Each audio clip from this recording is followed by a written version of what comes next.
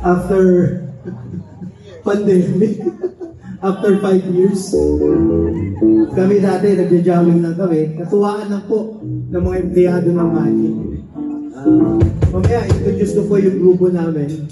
But lahat po kami dito ay empleyado po ng Magic Group of Companies. At before that, before pandemic, usually tumutugtog kami.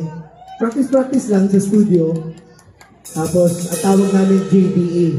Magja-jam kami, tapos iinom kami, at syempre may kainan din yun. Yun ang ginagawa namin. Pero nung pandemic, wala na.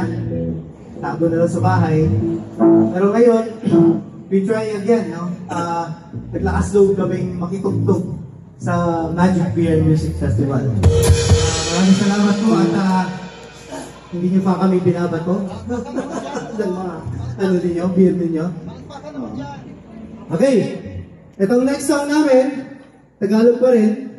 Samahan natin ng Beatles sa second song, sa medley. Okay? Para naman ito, sa mga, ano tawag natin sa kanila? Mga manyakis! Okay!